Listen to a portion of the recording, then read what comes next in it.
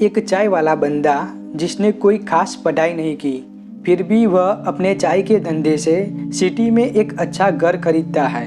इसके पीछे का कारण क्या हो सकता है? एक ही कारण, कंसिस्टेंसी। उस बंदे ने अपने कार्य में, रूटीन में, टाइम में और यहाँ तक कि चाय की टेस्ट में कंसिस्टेंसी मेंटेन रखी और इसकी वजह से उसे सफलता मिली। कंसिस्टेंसी शब्द कंसिस्टर में से बना है, जिसका उद्भव आज से लगभग 500 साल पहले संस्कृत और लैटिन लैंग्वेज में से हुआ था। कौन का मतलब साथ में रहना और सिस्टर जो कि संस्कृत की स्था धातु में से बना है, जिसका मतलब है डटे रहना और खड़े रहना। इसके अलावा स्था धातु का उपयोग हिंदुस्तान, पाकिस्तान, अफगानिस्तान में भी दिखता है। अगर नटशेल में बात करूँ तो कंसिस्टेंसी यह कहती है कि किसी कार्य के साथ डटे रहना या फिर किसी एक विचार के संग डटे रहना। लेकिन कार्य या फिर विचार अच्छे या बुरे भी हो सकते हैं, यानी कंसिस्टेंसी दो धारी तलवार है। अगर हम उसका अच्छे काम के लिए उपयोग करेंगे तो हम अपना सेल्फ इम्प्रूवमेंट करते हुए आगे बढ़ेंगे और साथ में हमारा मानसिक विकास भी होता रहेगा। अगर हम कंसिस्टेंसी का खराब उपयोग करते हैं तो बैड हैबिट्स एवं एडिक्शन की वजह से हम अपनी लाइफ बर्बाद कर सकते हैं। अब हमारे हाथ में है कि हमें किस कार्य में कंसिस्टेंट बनना है। कंसिस्टेंसी एक बोरिंग एवं लॉन्ग लाइफ प्रोसेस है और इसलिए कंसिस्टेंसी हमको कठिन लगती है। जब हम कोई टॉपर या फिर सक्सेसफुल बिजनेसमैन को देखते हैं तो हमें अवश्य यह ख्याल आता होगा कि इन्होंने किस तरह से सफलता प्राप्त की होगी और इन लोगों ने किस तरह से अपने कार्य में कंसिस्टेंसी मेंटेन की होगी।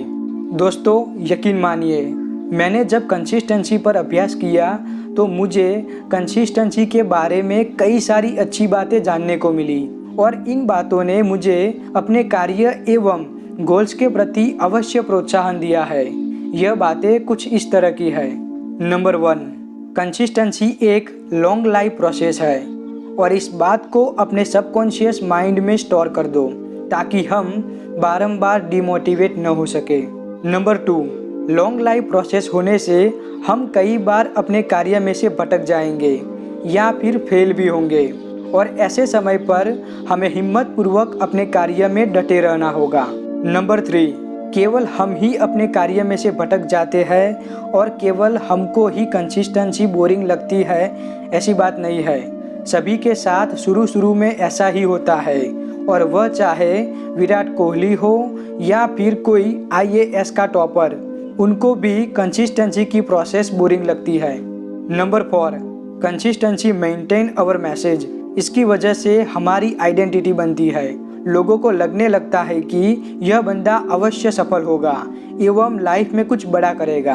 नंबर 5, कंसिस्टेंसी की वजह से लोग हम पर विश्वास एवं भरोसा करने लगते हैं और इसके साथ हमको समाज में सम्मान भी मिलता है। इसलिए कंसिस्टेंसी केवल बोरिंग एंड हार्ड प्रोसेस नहीं है, बल्कि consistency is the key for success in our life for every aspects. इसलिए कंसिस्टेंसी को आलिंगन देते हुए उसका स्वीकार करना चाहिए, क्योंकि उसकी वजह से हमको सोशल स्टेटस एंड रिस्पेक्ट मिलती है। कंसिस्टेंसी के बारे में इतनी सारी अच्छी बातें जानने के बाद अब हम उसे किस तरह से अपने कार्य में मेंटेन रखनी है वह देखेंगे। पहली बात, फोकस ऑन प्रोसेस। कंसिस्टेंसी के लिए सबसे पहले हमारा टारगेट और गोल होना ही चाहिए, लेकिन इसका मतलब यह नहीं कि हम सिर्फ अपने गोल्स के रिजल्ट पर हर वक्त अपना ध्यान रखें। हमें अपने टारगेट को अचीव करने के लिए अपने कार्य की प्रोसेस को समझना होगा और उसके मुताबिक कार्य करना चाहिए, क्योंकि हम अपने टारगेट तक हमारे छोटे छोटे प्रयास से पहुंचते हैं। और इसी बात को रिचर्ड ब्रांसन कुछ इस तरह से कहते हैं, if you don't have time for the small things you won't have time for the big things. दूसरी बात, मेक इट इजी। जब हमारा ध्यान प्रोसेस पर होता है तब हम अपना कार्य बहुत ही मज़े के साथ एवं ध्यानपूर्वक कर पाते हैं। प्रोसेस को मज़ेदार बनाने के लिए अपने कार्य को हर दिन चैलेंज की तरह लेना होगा। चैलेंज को ज़्यादा कॉम्प्लेक्स मत बनाना, उसे एकदम इजी रखो। प्रोसेस जितनी इजी रहेगी, कंसिस्टेंसी उतनी ही बरकरार रहेगी और इसके साथ हमें प्लेजर नाम का रिवॉर्ड भी मिलता रहेगा। तीसरी बात, डोंट रिपीट मिस्टेक्स। जब हम अपने रूटीन में कुछ अच्छा बदलाव लाना चाहते हैं और इसलिए नया कार्य शुरू करते हैं, जैसा कि सुबह 7 बजे की जगह 5 बजे उठना, तब हमारा मन इस नई बात का सबसे पहले अस्वीकार करता है, क्योंकि हमारा मन पुराने रूटीन में सेट हो चुका है, इसलिए नई बात का सरलता से स्वीकार नहीं करता।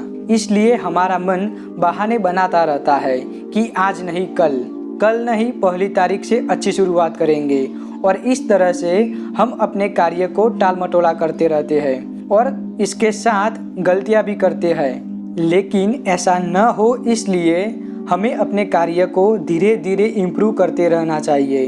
हम जो भी गलतियां करते हैं उसमें से कुछ ना कुछ सीखते रहना चाहिए और अपने कार्य को ज़्यादा से ज़्यादा इम्प्रूव करते रहना चाहिए। फिर जाकर हमारा मन उस नए कार्य को एक्सेप्ट करता है और उस कार्य को हम लंबे समय तक कर पाते हैं। चौथी बात, कॉन्शियस प्रैक्टिस। क्या हमारे डेली रूटीन में कोई ऐसा कार्य है जिसे हम रोजाना करते हैं, लाइक मेडिटेशन, और वह कार्य हमें अच्छा लगता हो एवं उससे हमको कुछ सीखने को भी मिलता हो? अगर आप ऐसा कोई कार्य करते हो तो उस कार्य को मेंटली अपने गोल्स के साथ कनेक्ट करो और आप जब भी उस कार्य को करते हो तब बारंबार बोलो कि मुझे अपने गोल्स में इस कार्य के जैसी कंसिस्टेंसी हासिल करनी है। यह एक mentally affirmation and mentally exercise है जो हमें कॉन्शियसली अपने गोल्स के प्रति कंसिस्टेंट बनाती है और इस बात को मैं भी हर दिन करता हूँ। पांचवी बात, फाइंड आउट स्ट्रॉन्ग रीजन। अपने कार्य में कंसिस्टेंसी बनाए रखने के लिए हमारे पास स्ट्रॉन्ग रीजन होना चाहिए कि क्यों हम उस कार्य को करना चाहते हैं, उस कार्य के पीछे हमारा उद्देश्य क्या है। अगर हमारे पास एकदम सटीक कारण होगा तो हम कार्य को क्लैरिटी के साथ कर पाते हैं और इसके साथ हम अपने कार्य की रिस्पॉन्सिबिलिटी लेते हैं। स्ट्रॉन्ग रीजन, क्लैरिटी और रिस्पॉन्सिबिलिटी की वजह से हम भी थॉमस अल्वा एडिसन की तरह अपने कार्य को बारंबार कर पाते हैं और हमें अपना कार्य बोरिंग नहीं लगता। द कंक्लूजन में देखें तो कंसिस्टेंसी के इस एपिसोड में हमने कंसिस्टेंसी का महत्व समझा और इसके साथ कंसिस्टेंसी को किस तरह से मेंटेन रखनी है उसके बारे में 5 बातें देखी। अब हम यहाँ से सीरीज ऑफ कंसिस्टेंसी को विराम देते हैं और अब न्यू सीरीज एटॉमिक हैबिट्स पर होगी। इसलिए दोस्तों, मेरा आपको सजेशन है कि इस चैनल को ज़रूर सब्सक्राइब करें ताकि सफलता की इस रेस में हम साथ में दौड़ सके। धन्यवाद। स्वस्थ रहो, मस्त रहो, हंसते रहो।